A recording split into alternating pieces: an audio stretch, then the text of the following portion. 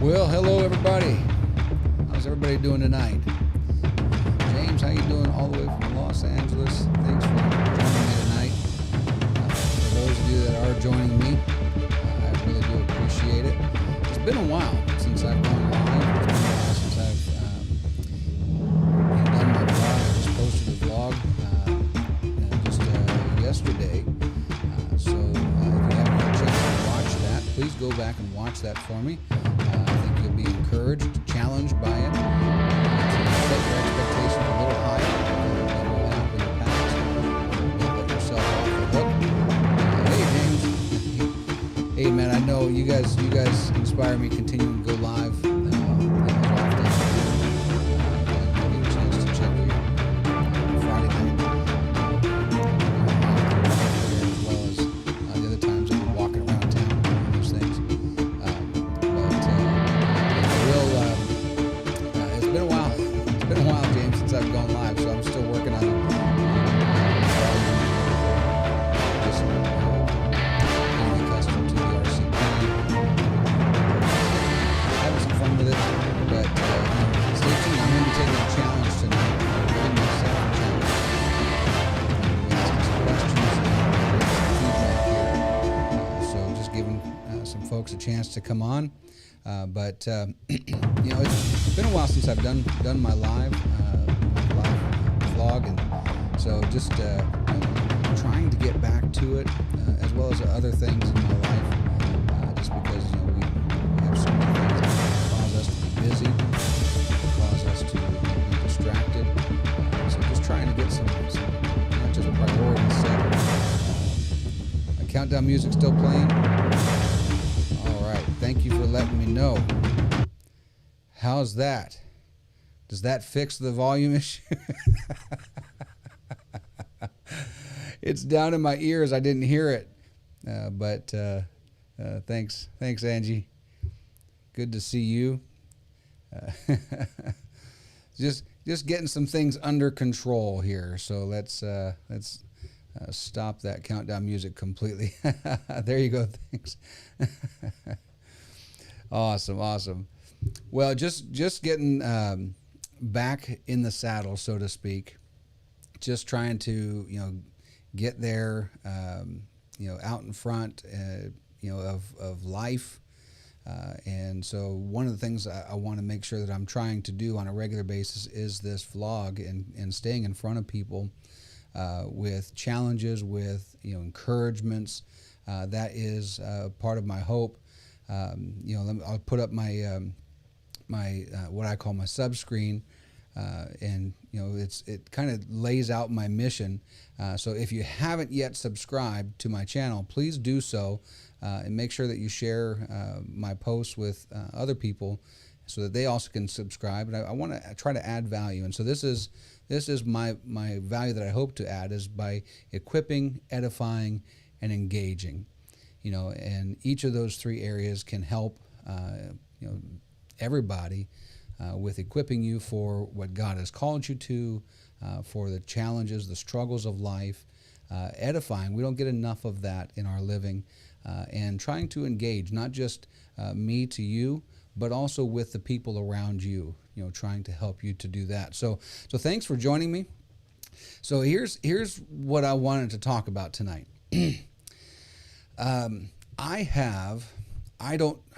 Quite frankly, I don't know how many books I have.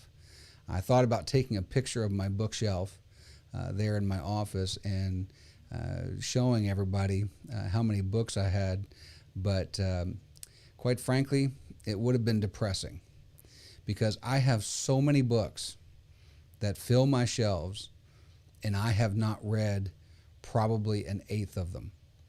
Now, many of them, some of them are reference books. You're not going to pull those out and just read them, much like reading a dictionary. Some of them are different types of dictionaries.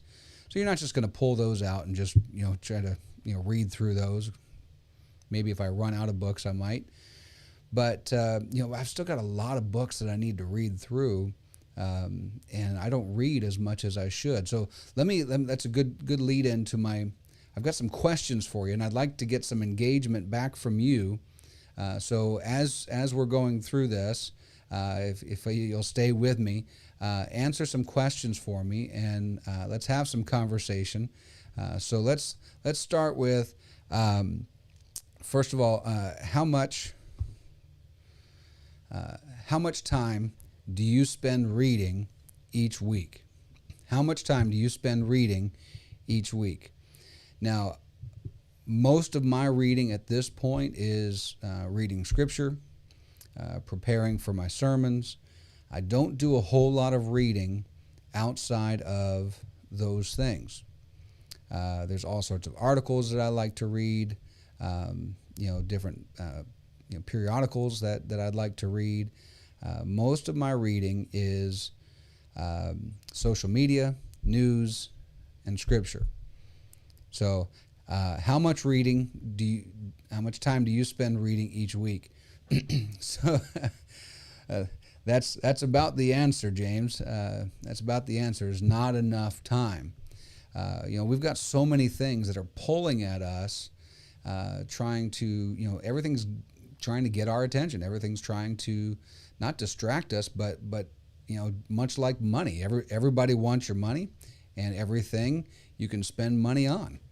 And so the same as with time. And so with that, we have to find those things that are priority to spend that time on, much like we find those priorities to spend our money on.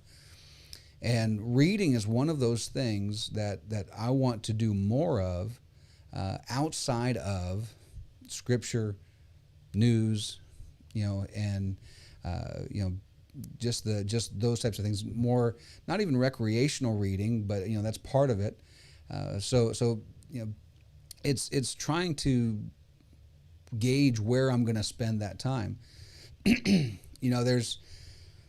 was reading some articles prior to this, to preparing for tonight and this vlog, and so most people spend most of their time reading things like social media. It's not that they're not reading; it's just the different type of reading that they're doing, that people are including that. So, James, probably 1 to 2 hours with social media, referring to directions and how to do something related to technology in school, and that's all right. It's that type of reading is good and applicable, and that's where most people are doing their reading nowadays.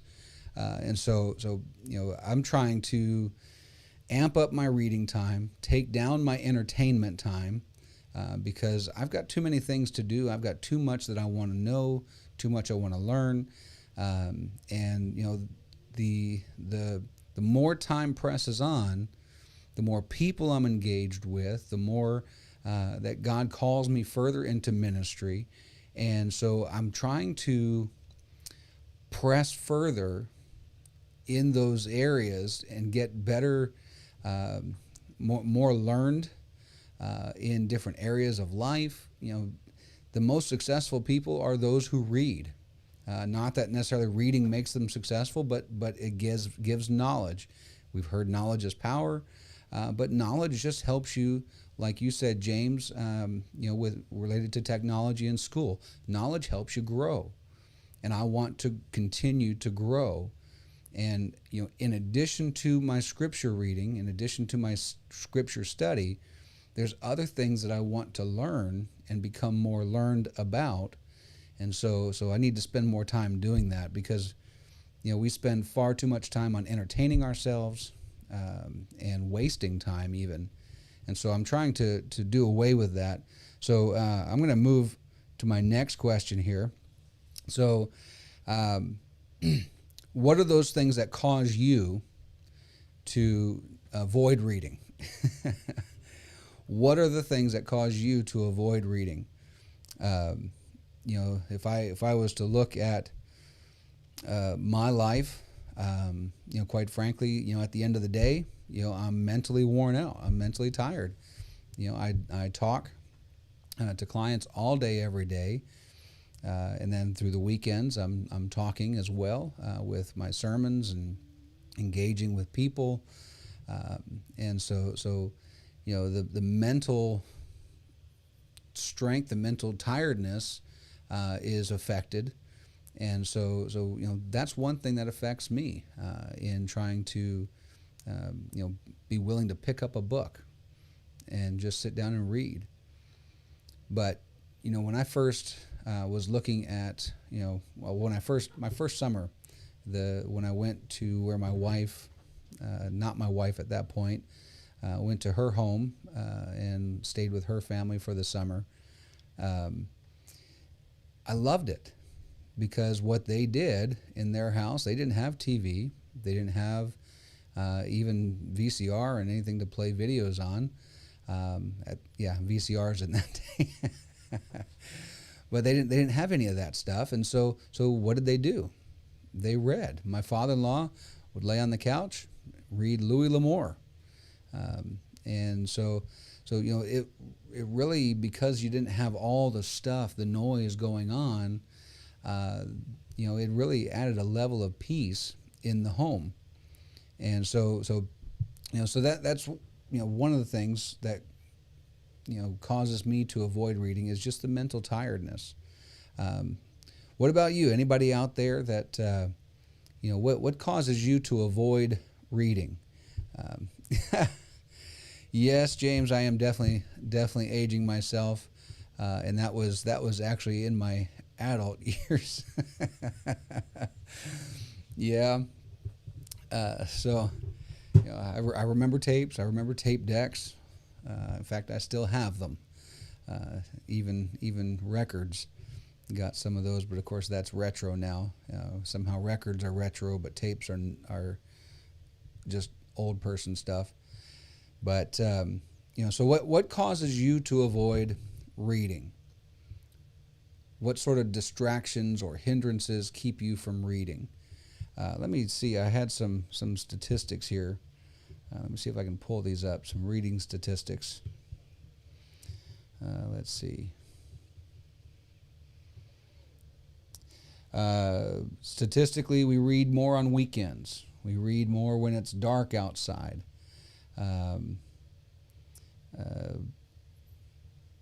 We read more in bed than we do otherwise. 44% of us drink coffee while reading. I can't help but think when I'm thinking about reading, I want to drink a coffee, and that's so true. I'm feeling comfortable right now just thinking about drinking coffee while reading a book. Let's see, 37% read on the fly. So distractions, work and family and me. Get in your own way, huh, James? Let's see if I can get some more of these statistics here. Let's see. I got stuff in the way on my screen here. All right.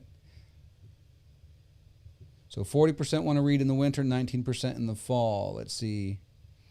63% of us prefer to read on Sundays, and 58% prefer to read on Saturdays when we don't read much through the week. 58.77% enjoy reading at night. Only 13% read in the morning. Only 4% actually read in coffee shops, in spite of Central Perk. Let's see. Let's see, what else? All right. 76% of people will read when traveling. We love to explore with our books. So there are all sorts of things that can get in the way of us reading, trying to determine what's going to be priority. Are you going to do something else, or are you going to read? So that being said, let's go to what is your favorite type of book? What's your favorite type of book? I like to read a number of different types of books. I do like to read like the Louis L'Amour, what's his name, Clive Cussler. But quite frankly, I don't read those simply because I feel guilty because I've got so many other books sitting on my shelf that will help me grow and learn. And I have a hard time knowing I've got those types of books that will help me grow and learn when and read a novel. That's really, you know, but the fact of the matter is that, you know, novels, those types of things actually do relax your mind because you can engage a different part of your brain. Yeah, my wife used to do that. She didn't. She never got car sick, but my wife used to read when we were driving. But you know, we got into Adventures in Odyssey. I don't know if you're familiar with Adventures in Odyssey, James, but you know, we would listen to those with the kids on any trip, and you know, we actually can quote some of those. So, James, you like to read autobiographies and biographies, and that I like reading those types of things. I got a number of those on my shelves that I need to read, but I've only started reading some of those. You know, so you know, there's different types of books. You know, I've got motivational, I've got leadership, I've got what's the guy's name? Max Lucado, and you know, all sorts of other books that are designed to help you to grow and learn and become a better person, a better leader, a better husband, a better whatever. And so I've got all of those. I've got biographies. And so anybody else, let me know what your favorite type of book is. Do you prefer to read novels? Do you prefer to read leadership books? What do you prefer to read? What's the best type of book for you to just sit down and read? Now, let me jump back real quick as to what causes me to avoid reading. This is going to sound like an odd thing, but something that causes me to avoid reading is that when I open a book, that because of the types of books that I want to read, because I'm not reading novels, I actually want to sit there with a highlighter, with a pencil, whatever, and make sure I take notes and record them later or for later so that I can use information at a later date, either in a message or just simply to pull from for my own living. You know, James, leadership books, you know, I can definitely see that with everything that I've seen from your living and your posts. You know, so that's actually one thing that keeps me from reading, is because I can't, you know, when I pick up one of the books from my shelf, they're the type of book that you want to sit down with a highlighter. They're the type of book that you want to record information for later. And so, you know, reading a chapter takes twice as long because you're trying to make sure you take it in. I read them similar to reading my school books when I was in college. You know, I want to absorb it for later. So that's something that keeps me from doing that. So what's your favorite author? Who's your favorite author? Let me get that out of the way. Who's your favorite author? I can't say that I necessarily have a favorite author because there's so many different types of styles of writing depending on the type of book that you're reading. You know, if I was to read novels, again, I mentioned Clive Cussler as a novelist. Louis L'Amour is a very easy read. You know, not too deep in those. But I've not read many of those books, but they are definitely easy reads. You know, Max Lucado has always been an easy read because his inspirational books are, you know, short chapters in each one. I don't know what's your favorite author. Who's your favorite writer? James Patterson is who your wife likes. Okay, he's obviously a novelist. I've not seen or read any of his stuff. So yeah, I'm trying to challenge myself to kind of cast down or cast aside the reasons and excuses, and really kind of pick up and set. Well, I should more properly say set down the entertainment, set down the other reasons that I don't necessarily need to focus on, and really learn and grow from all that I've got, the tools, the resources that I have available. It's like having a hammer. It's like having skill saws that just sit in the shed and you never use them. What's the point of them? And that's I've got so many books like that. I've got essentially a tool shed of books that I don't use. And so there's so much knowledge and learning that I want to gain from that. So what's your favorite book? My last question, what's your favorite book? That's a good question. Maybe I should have thought of my own answers when I was putting this together. What's your favorite book? Let's see.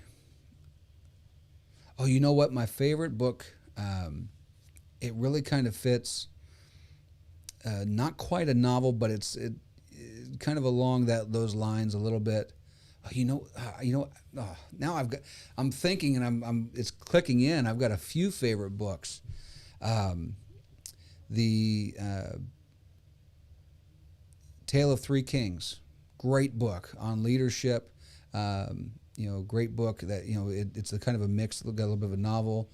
Oh, absolutely, James. That's the obvious answer. So aside from the Bible, that's great. Thank you for catching me on that. So aside from the Bible, assuming that the Bible is everybody's favorite book, what's your favorite book aside from that? So Tale of Three Kings is a great book. James, if you don't have that book, go get it. Download it. Whatever you got to do, get that book. It's a great, great book, especially related to church leadership. So Tale of Three Kings. Books by Og Mandino. Og Mandino, very short books, and those books are amazing. So the autobiography of Malcolm X. I have not read it, but I probably should. I don't know a whole lot about Malcolm X, so that'd be a very interesting read. I would challenge you, James, as well. Get Og Mandino. Very short. They're really thin books. Pretty small, almost pamphlet wise, but there's so much packed into his books, and he puts so many leadership and living principles in a small novel. And that's the way he writes them, is their stories, but their training. They're filled with just so much information that you can apply to your life. Greatest Salesman in the World, Greatest Success in the World. Those are two of his books, and he's got a number of others. But those are just fabulous reads. And so I would encourage you to read those. Choosing to Cheat was a good book. I read that on a flight, a couple hours, read it on a flight. Choosing to Cheat is a good book. Okay. Yeah, absolutely. I think there's, we just came through Black History Month. I watched many videos along those lines through the month of February. And that's the thing, is there's so much, and that's why I want to start reading, is because there's so much, like you just pointed out, James, that people don't know, myself included, that all we have to do is pick up a book. All we have to do is pick up a book, start reading, and we begin to add into our lives. Not every book's going to have much in it. Some books are, you can read an entire, leadership book, but only come out with one point that really applies or has any value to you, and that's okay. But all we've got to do is pick it up and start reading it. Dan Dozier. I'll have to look him up. Dan Dozier. Come let us adore him. Okay. Excellent. Evolution of worship. Well, thanks, James. So here's what I'm doing. And anybody out there watching this, if you want to join me, I encourage you, please join me, because every week I'm going to come back to you. Now, I'm not doing book reports. I am a grown-up. I am not a book reviewer. I am out of high school, out of college. I don't have to do book reports anymore. But here is my challenge, and here's where I invite you to join me, because all this discussion is leading somewhere. Because I want to grow, I want to learn, I want to be better in all areas of my life. And on top of my scripture, Bible reading and study, I want to start adding other value, knowledge into my life. And so what I'm going to do, this is my challenge. And I understand that it is a big challenge, but if I take it up, then I tend to be competitive with myself.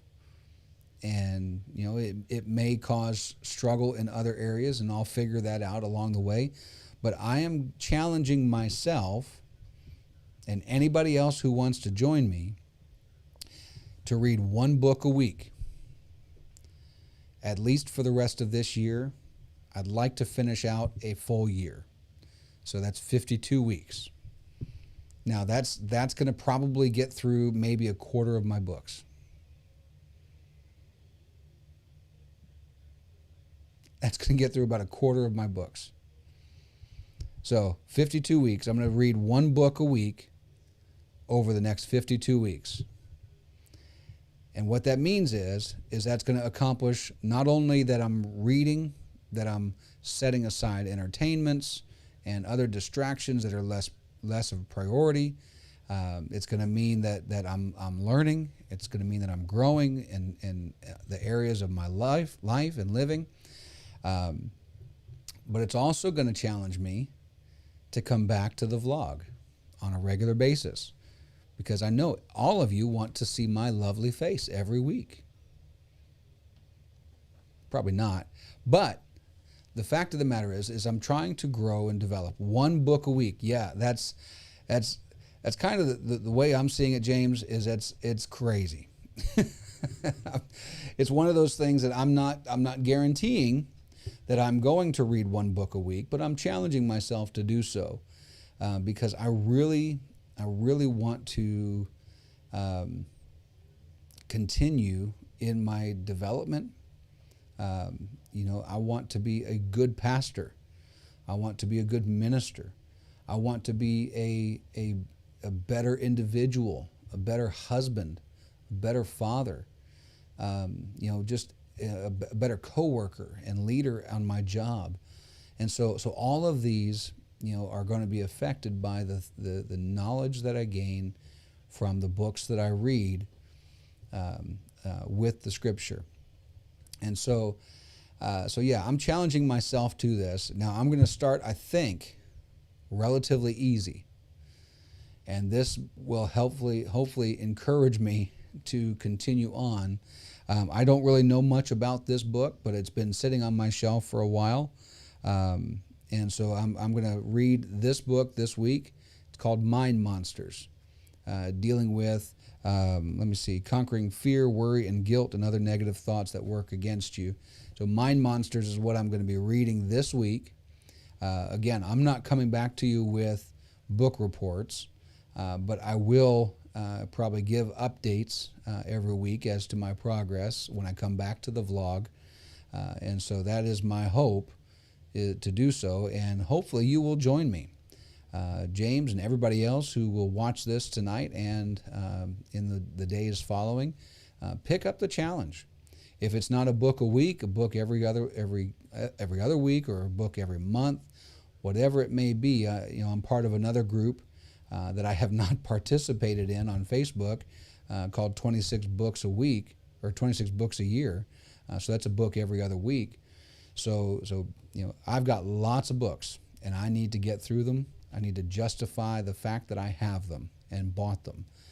So book a week, starting with Mind Monsters, going to overcome the fear and anxiety of challenging myself to a book. I can't believe I'm doing this, but hopefully you will also serve as my accountability. That leave some comments. Leave some comments in the space below. Let me know all the questions that we asked. Let me know some of your answers, and then also maybe what book you're reading that week. Let me know what book, if you're going to take up the challenge. I would love to hear from you, love to hear your thoughts, what books you recommend. Leave those down there. Need to read one book I'm reading, Leaders Eat Last. That sounds really interesting. I'm assuming that's something along the lines of war leaders, leaders who are leading through warfare. I've heard a similar statement, so I'm wondering if that's roughly where it comes from. I think it's something that we as individuals in our generation need to purpose to do more. When I watch some of those old movies of the old days of the Revolutionary War of whatever before television and radio, that people would sit down and read. They'd sit in front of the fire and read. That would be with their evening activity, would be to read. And so it's something that I want to do. I want to be better at. I want to grow and learn. So I appreciate everybody joining me today. If you have found value in this video, if you are going to join me in this journey, please don't forget to like, share, and subscribe to my channel. And as always, my goal is to endeavor to equip, edify, and engage with you in this process. And so thank you for joining me tonight. James, thanks for hanging out with me. And I'm looking forward to coming back to you, not with a book report, but just to let you know, hey, I got this book done this week, and we'll have something else to talk about next week. I really appreciate you hanging out tonight. God bless you, and we'll see you soon.